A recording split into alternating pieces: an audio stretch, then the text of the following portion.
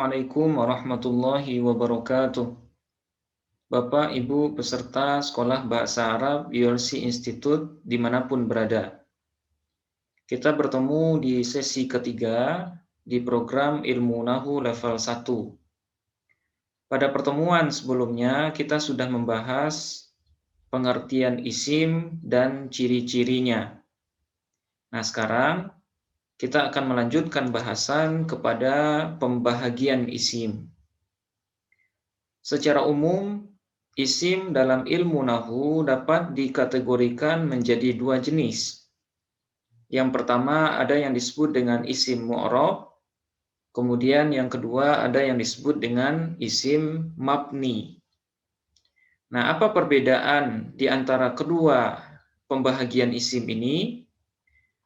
Nah, isim mu'rab adalah isim yang mengalami perubahan akhir, baik harkat ataupun hurufnya ketika posisinya berubah.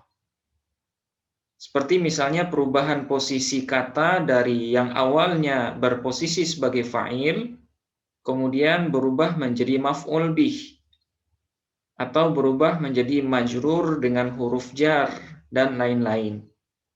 Nah, sehingga isim mu'rab ini adalah isim atau sebuah isim yang ketika posisinya berubah, maka harkat akhirnya juga mengalami perubahan.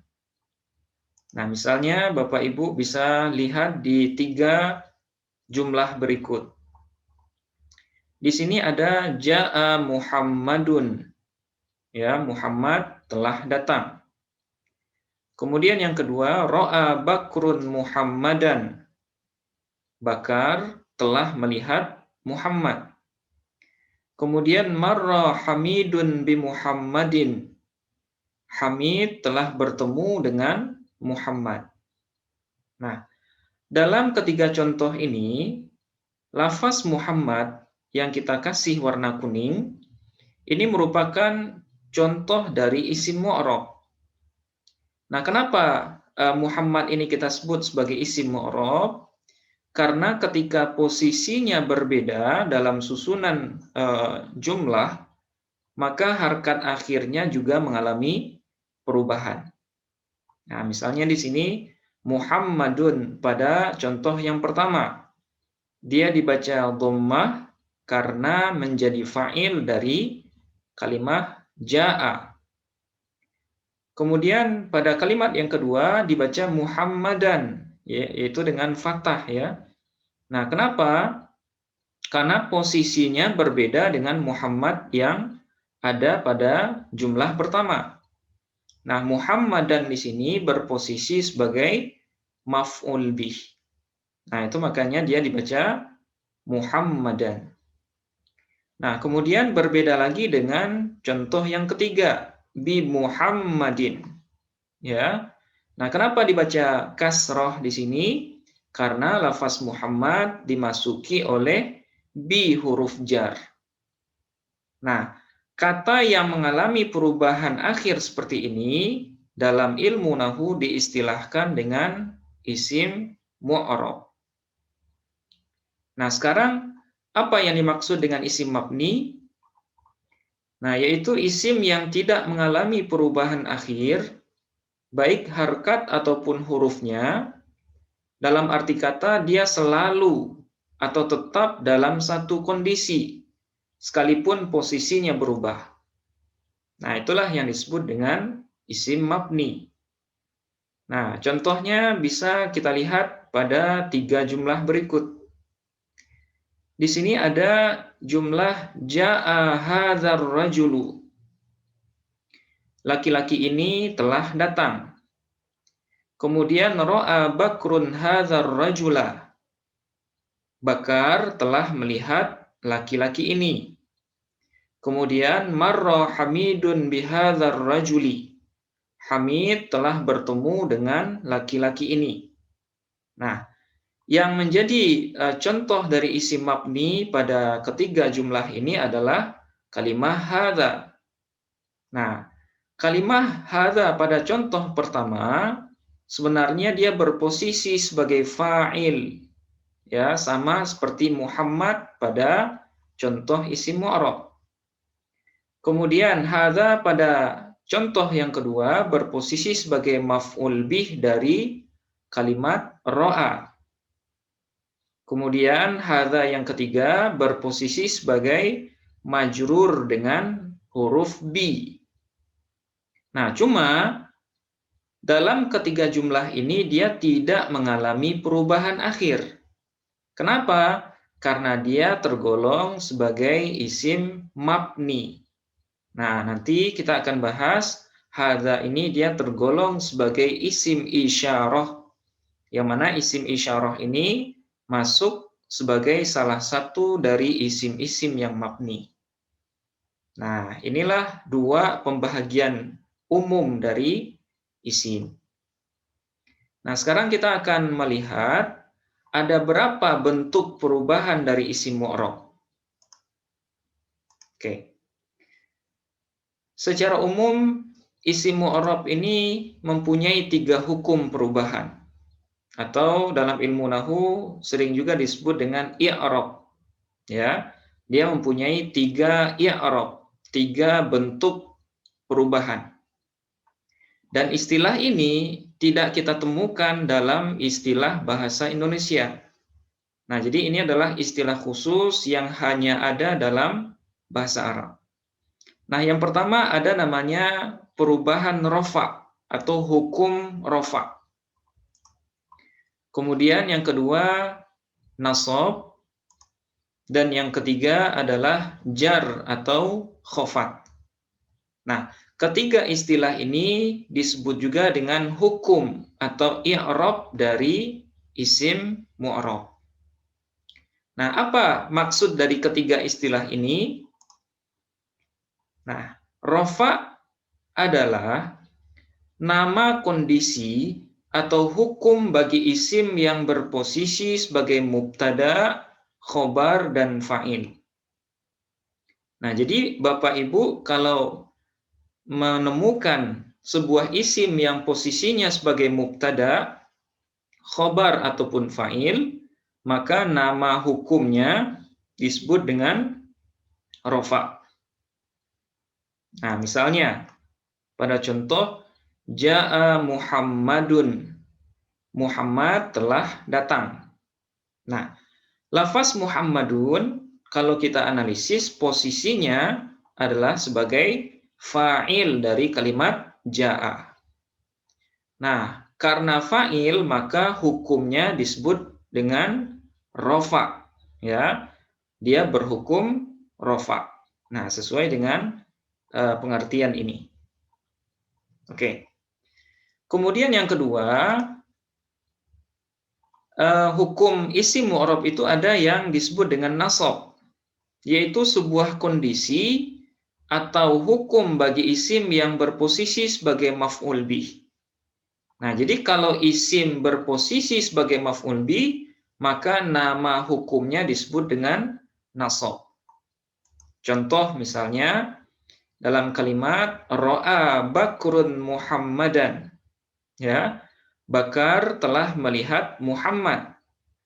Nah, kalau lafaz Muhammadan kita analisis, maka posisinya di sini adalah sebagai maf'ul bih. Ya, dan hukumnya disebut dengan nasab.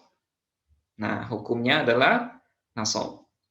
Nah, sesuai dengan pengertian ini. Kemudian yang ketiga, ada namanya i'rab jar atau khofat. Nah, apa itu jar atau khofat?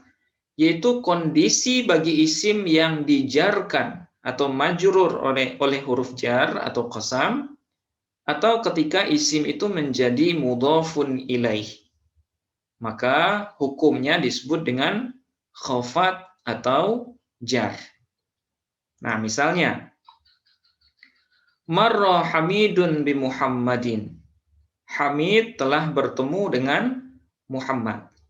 Nah, lafaz Muhammadin kalau kita analisa bisa kita bahasakan posisinya adalah majrur dengan bi, kemudian hukumnya adalah jar. Nah, sesuai dengan pengertian ini. Nah, inilah 3 hukum yang berlaku untuk isim mu'rab. Nah, sekarang kita akan bahas isim mu'rab itu mempunyai beberapa jenis, ya. Dia mempunyai beberapa pembahagian yang mana tanda atau harkat akhirnya akan mengalami perubahan sesuai dengan jenisnya. Nah, pertama kita akan bahas ada yang disebut dengan istilah isim mufrad. Ya, isim mufrad. Nah, apa itu isim mufrad? Yaitu isim yang mengandung makna satu atau tunggal. Dalam istilah ilmu nahwu, isim yang seperti ini disebut dengan isim mufrad. Nah, misalnya lafaz Muhammadun, seorang Muhammad. Baitun, sebuah rumah. Rajulun, seorang laki-laki. Nah, ini semuanya adalah isim mufrad. Nah, karena isim mufrad ini tergolong sebagai isim mu'rab, maka dia mengalami perubahan akhir ketika posisinya berubah. Nah, sekarang apa rumus i'rab atau apa rumus perubahan akhirnya? Nah, kita perhatikan ketika isim mufrad itu berhukum rafa, dalam kata lain dia berposisi sebagai mubtada, fa'il ataupun khobar, maka baris akhirnya adalah dhammah. Ya. Kemudian ketika nasab, dalam kata lain dia berposisi sebagai maf'ul bi, maka isim mufrad itu akhirnya adalah berharkat fathah. Kemudian yang terakhir ketika jar atau ketika dia didahului oleh huruf jar ataupun qasam atau ketika dia menjadi mudhafun ilai, maka harkat akhir dari isim mufrad itu adalah kasroh. Nah, inilah 3 rumus perubahan untuk isim mufrad. Nah, sekarang kita lihat contohnya. Contoh ketika rafa, misalnya ada kalimat ja'a Muhammadun. Ya, Muhammad telah datang. Seperti yang kita contohkan sebelumnya. Nah, kalau kita analisis lafaz Muhammad dengan menggunakan ilmu nahwu, maka bisa kita bahasakan posisinya adalah fa'il, hukumnya rofa. Nah, fa'il hukumnya adalah rofa. Kemudian tanda rofanya di sini adalah dhammah. Nah, sesuai dengan ketentuan ini. Tanda rofanya dhammah. Kenapa dhammah? Alasannya karena dia isim mufrad. Nah, jadi setiap isim nanti kalau kita analisis secara mendetail, maka kita harus menyebutkan keempat hal ini. Mulai dari posisinya, hukumnya, tanda, dan alasan. Oke. Kemudian yang kedua, contoh ketika nasab. Misalnya ra'a Bakrun Muhammadan. Ya, Bakar telah melihat Muhammad.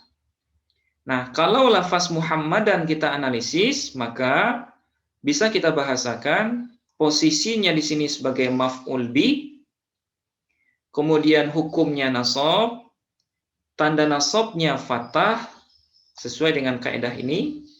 Alasannya adalah karena dia isim mufrad. Oke.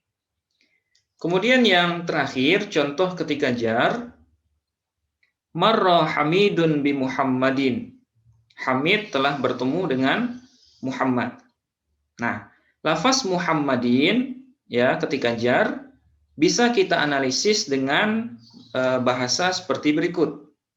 Posisinya sebagai majrur dengan bi, hukumnya jar, tanda jarnya di sini adalah kasroh, ya sesuai dengan kaidah ini. Alasannya karena dia isim mufrad. Nah, inilah cara praktis bagi kita untuk menganalisis kalimah isim dalam ilmu nahu. Oke. Nah, ini adalah pembahagian pertama dari isim mu'rab. Sekarang kita masuk ke pembahagian yang kedua. Pembahagian yang kedua disebut dengan isim tasniyah atau isim musanna. Nah, apa itu isim tasniyah atau musanna? Yaitu isim yang mengandung makna dua dengan tambahan alif dan nun kasroh di akhirnya. Nah, jadi kalau isim, ya isim mufrad, kalau kita tambahkan alif dan nun kasroh di akhirnya, maka dia berubah nama dari awalnya isim mufrad menjadi isim tasniyah. Nah, misalnya Muhammadani. Nah, ini artinya adalah dua orang Muhammad. Kemudian baitani, dua rumah. Kemudian rajulani, dua orang laki-laki. Nah, ini disebut dengan isim tasniyah. Kemudian karena dia tergolong sebagai isim mu'rab, maka isim tasniyah ini mempunyai rumus perubahan. Tapi perlu digarisbawahi di sini adalah rumus perubahan isim tasniyah ini berbeda dengan rumus isim mufrad sebelumnya. Nah, isim tasniyah ketika rofa, ya, itu tanda rofanya adalah alif dan nun kasroh, bukan lagi dhammah sebagaimana isim mufrad. Kemudian ketika nasab itu dengan ya dan nun kasroh, dan ketika jar itu dengan ya dan nun kasroh. Nah, inilah rumus perubahan atau rumus i'rab untuk isim tasniyah. Nah, sekarang bagaimana bentuknya dalam kalimat? Oke. Misalnya contoh ketika rofa. Ja'a Muhammadani. Ya, dua orang Muhammad telah datang. Nah, di sini bacaannya adalah Muhammadani, bukan Muhammadanu sebagaimana isim mufrad. Ya. Kenapa bukan seperti itu? Muhammadanu karena Muhammadani di sini adalah isim tasniyah. Nah, isim tasniyah yang ketika dia rofa, tanda rofanya adalah alif dan nun kasroh. Nah, kalau kita analisis, Muhammadani posisinya di sini adalah sebagai fa'il. Hukumnya rofa, tanda rofanya alif dan nun kasroh, alasannya adalah karena dia isim tasniyah. Nah, seperti ini. Ini contoh ketika rofa. Kemudian yang kedua, contoh ketika nasab. Nah, ro'a Bakrun Muhammadaini. Ya, Bakar telah melihat dua orang Muhammad. Nah, pada contoh ini, Muhammadaini dibaca Muhammadaini, bukan Muhammadaina. Sebagaimana isim mufrad, ya. Nah, kenapa seperti ini? Karena Muhammadaini adalah isim tasniyah. Nah, kalau kita analisis, bisa kita bahasakan posisinya sebagai maf'ul bi, hukumnya nasab, tanda nasabnya ya dan nun kasroh, alasannya karena dia isim tasniyah. Nah, inilah perbedaan bentuk perubahan isim tasniyah dengan isim mufrad. Oke. Kemudian yang ketiga, contoh ketika jar. Nah, misalnya marra Hamidun bi Muhammadaini. Hamid telah bertemu dengan dua orang Muhammad. Nah, kalau kita analisis Muhammadaini, posisinya adalah majrur dengan bi, hukumnya jar, tanda jarnya ya dan nun kasroh. Nah, sesuai dengan kaidah ini, alasannya adalah karena dia isim tasniyah. Nah, inilah pembahagian yang kedua dari isim mu'rab, yaitu isim tasniyah atau isim musanna. Oke. Nah, sekarang kita masuk ke pembahagian yang ketiga. Isim mu'rab yang ketiga adalah jamak taksir atau sering juga disebut dengan jamak yang tidak beraturan ya. Oke. Nah, apa itu jamak taksir? Yaitu isim yang berubah dari bentuk mufradnya dan perubahannya tidak beraturan. Nah, biasanya jamak taksir ini dimaknakan atau diterjemahkan dengan istilah beberapa, ya, beberapa. Dan bentuk perubahannya tidak beraturan. Dalam arti kata, perubahan isim mufrad menjadi jamak taksir itu harus kita pastikan dengan menggunakan kamus. Ya, misalnya babun. Nah, babun ini adalah isim mufrad ya, satu pintu.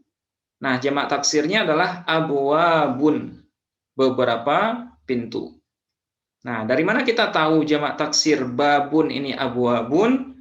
Nah, jawabannya adalah dari kamus bahasa Arab. Begitu juga dengan asadun. Ya, seekor singa, jamak taksirnya adalah usdun. Ya, beberapa ekor singa. Kemudian rajulun, jamak taksirnya adalah rijalun. Ya, beberapa orang laki-laki. Nah, itu yang dimaksud dengan jamak taksir. Karena dia tergolong isim mu'rab, maka dia punya rumus perubahan. Dan rumus perubahan jamak taksir ini sama persis dengan rumus isim mufrad. Ya. Nah, apa rumusnya? Ketika rafa dengan dhammah, ketika nasab dengan fathah, dan ketika jar dengan kasroh. Nah, sekarang kita lihat contohnya. Ja'a rijalun. Ya, beberapa orang laki-laki itu telah datang. Nah, rijalun di sini posisinya sebagai fa'il, hukumnya rafa, tanda rafa'nya dhammah ya, sesuai dengan rumusan ini, dan alasannya adalah karena dia jamak taksir. Nah, ini contoh jamak taksir ketika rafa. Kemudian yang kedua, contoh ketika nasab. Ra'a bakrun rijalan. Ya, Bakar telah melihat beberapa orang laki-laki. Nah, pada contoh ini rijalan bisa kita analisis dengan bahasa sebagai berikut. Posisinya adalah sebagai maf'ul bi, kemudian hukumnya nasab, tanda nasabnya fathah, alasannya adalah karena dia jamak taksir. Oke. Nah, kemudian yang terakhir, contoh jamak taksir ketika jar ya. Oke. Marra Hamidun birijalin. Hamid telah bertemu dengan beberapa orang laki-laki. Nah, lafaz rijalin posisinya adalah majrur dengan bi, hukumnya jar, tanda jarnya adalah kasroh sesuai dengan kaidah ini. Alasannya adalah karena dia jamak taksir. Nah, inilah jenis yang ketiga dari pembahagian isim mu'rab, yaitu jamak taksir. Dan ini adalah akhir dari sesi ketiga ini. Insya Allah akan kita lanjutkan di sesi keempat setelah ini. Sampai di sini, semoga bisa dipahami. Assalamualaikum warahmatullahi wabarakatuh.